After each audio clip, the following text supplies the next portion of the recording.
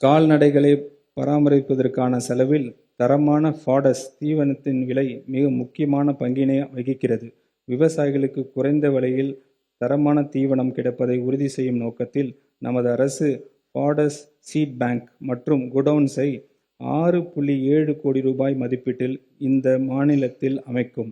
மேலும் கிரீன் ஃபாடஸ் சாகுபடியினை ஊக்குவிக்கவும், நறுக்கிய தீவன பயன்பாட்டினை மேம்படுத்தவும், சமூக பங்களிப்பின் வாயிலாக மேய்ச்சல் நிலங்களை மீட்டெடுப்பதற்கு 13 கோடி ரூபாய் நிதி ஒதுக்கீடு செய்யப்படுகிறது. நடையாய் நடக்கும் வாய் உள்ள மனிதர்களை மறந்துவிடும் ஆட்சியைப் போல் இல்லாமல், வாயிலா ஜீவன்களை கால்நடைகள் மீதும் அன்பும் கவனம் செலுத்தும் அரசுதான் இந்த மனசாட்சி உள்ள மக்களாட்சி அரசு.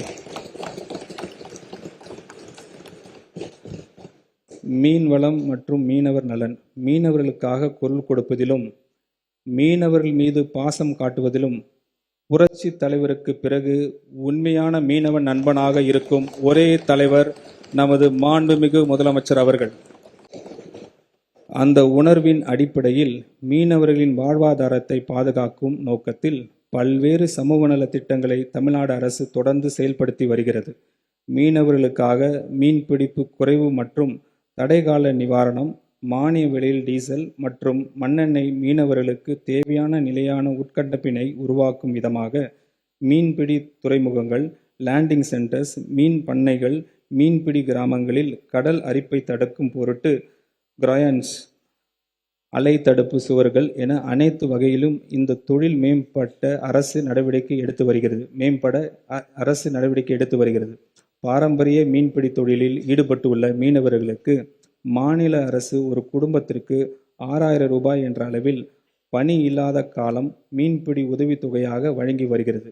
இந்த அரசு தற்போது பணி இல்லாத கால மீன்பிடி உதவித்தொகையை 6,000 ரூபாயிலிருந்து 7,000 ரூபாயை உயர்த்தி வழங்க முடிவு செய்துள்ளது. இதன் மூலம் 1.93 லட்சம் பாரம்பரிய மீனவர் குடும்பங்கள் பயனடையும். இத்திட்டத்தினை நிறைவேற்றுவதற்காக 135 கோடி ரூபாய் நிதி ஒதுக்கீடு செய்யப்படுகிறது. நமது பாரம்பரிய மீனவர்கள் ஆழ்கடல் மீன்பிடி தொழிலில் ஈடுபடுவதை ஊக்குவிக்கும் வகையில் நவீன பதப்படுத்தும் வசதிகள் கொண்ட ஆழ்கடல் மீன்பிடி படகுகள் வாங்கும் மீனவர்களுக்கு வட்டி மானியம் வடிவில் நிதி உதவி வழங்கப்படும். இதற்கான நடப்பாண்டில் 12 கோடி ரூபாய் நிதி ஒதுக்கீடு செய்யப்படுகிறது.